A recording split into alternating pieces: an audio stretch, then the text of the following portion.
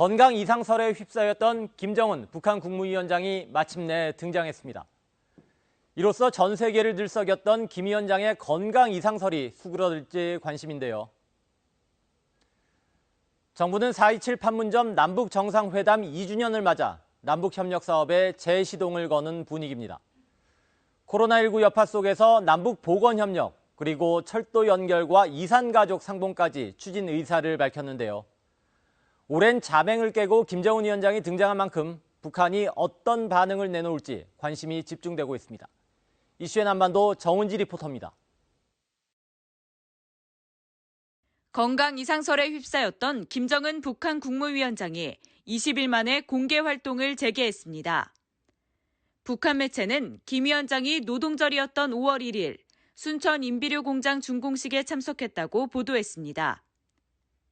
매체는 순천 인비료 공장 준공식이 전 세계 근로자들의 국제적 명절인 5월 1일에 성대히 진행됐다면서 김정은 위원장이 준공식에 참석했다고 전했습니다.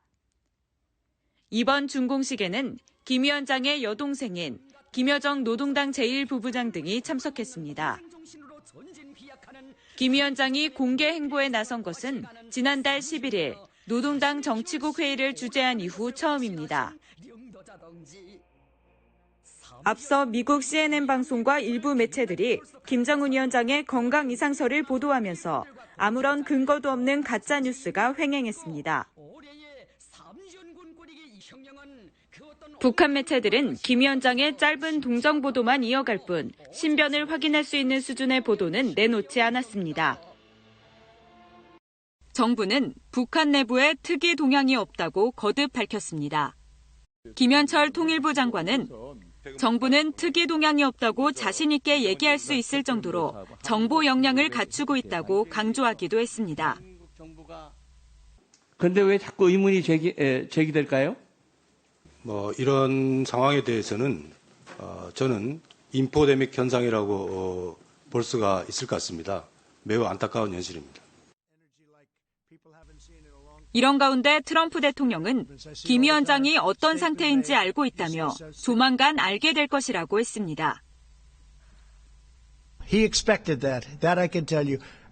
I hope he's fine. I do know how he's doing. Relatively speaking, we will see. You'll probably be hearing in the not too distant future. 지난달 27일은 역사적인 남북 판문점 선언 2주년이 되던 날입니다. 문재인 대통령은 코로나19 위기를 남북 협력의 새 기회로 삼자고 제안했는데요. 같은 날 남북 철길 연결 사업에도 다시 시동이 걸렸습니다.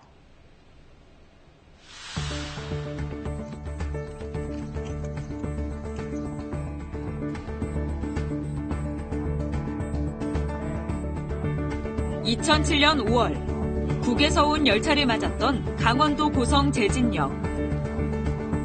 김대중 대통령과 김정일 국방위원장이 발표한 6.15 남북 공동선언 후속 조치로 완공된 역입니다.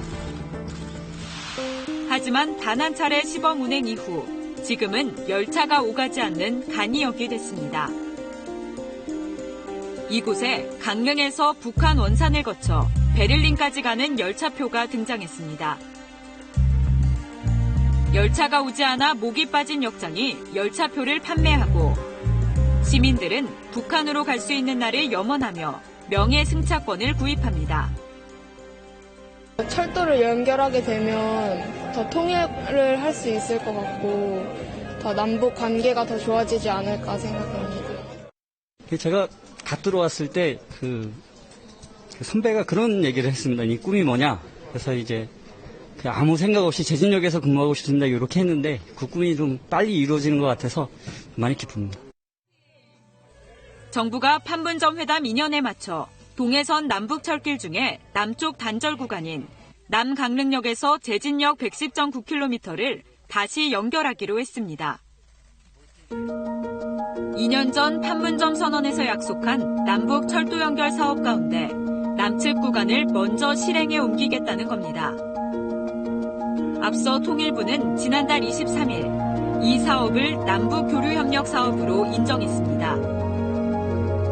이로써 조기 착공 여건을 마련한 정부는 내년 말 착공을 목표로 속도를 낼 계획입니다. 다시 남북 간의 철길을 따라 사람과 물류가 자유롭게 오가는 날을 꿈꾸며 정부는 남북 관계의 공간을 넓혀나가기 위한 최선의 노력을 다하겠습니다.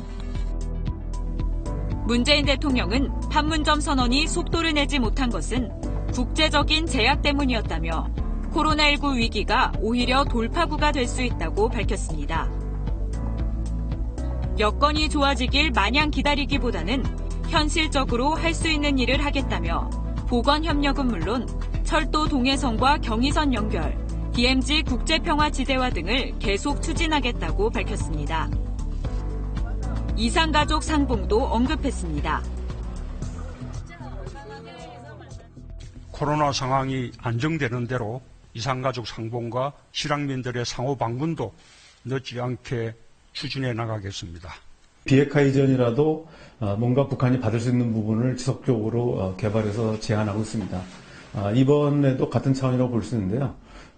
북한이 당장 받지 않더라도 적어도 북한이 새로운 도발을 하거나 또는 비핵화 협상이 이루어지기 전까지 상황을 관리하기 위해서 우리 정부는 지속적으로 북한이 받을 수 있는 수준의 제안을 계속하고 있는 것이다 이렇게 볼 수 있습니다. 지속되는 고강도 경제 제재와 코로나19 사태로 인한 국경 폐쇄가 겹치면서 북한 경제는 물론 주민 생활이 어려움에 처한 상황. 여기에 4.15 총선에서 여당이 압승을 거두자 정부도 남북협력 사업에 다시 시동을 거는 모습입니다.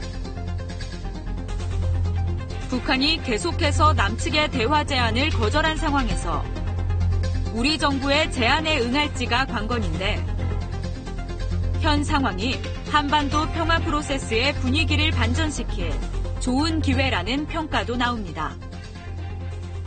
최근에 발생한 코로나19로 인해서 중국과 러시아의 국경까지 봉쇄한 상태이기 때문에 과거에 활발했던 밀무역조차도 상당한 제한을 받고 있는 상황이라고 볼 수 있습니다. 북한의 어려운 사정 그리고 우리 국내적으로 대북 정책이 탄력을 받고 있기 때문에 양자가 결합된다면은 남북 관계에 새로운 어떤 환경이 만들어질 수 있고 그런 면에서 이제 새 틀이 짜줄 수 있다 이렇게 생각합니다.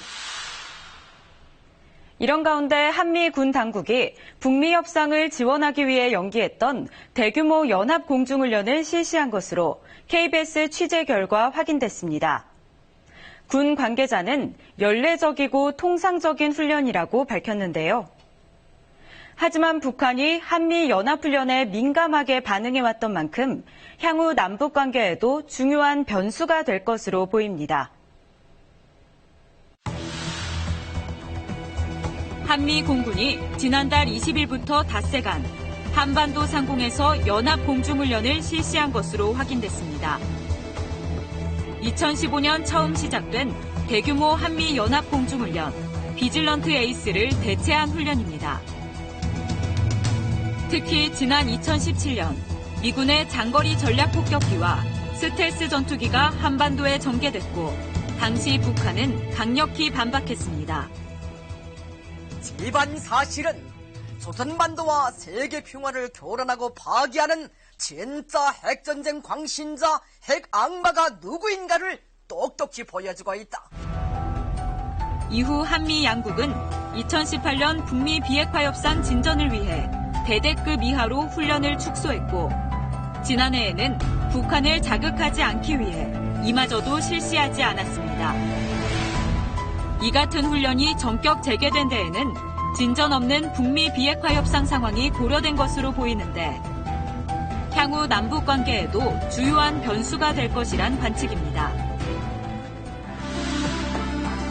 판문점 선언 2주년을 맞아 정부가 멈춰있던 남북협력 사업에 다시 박차를 가하고 있습니다.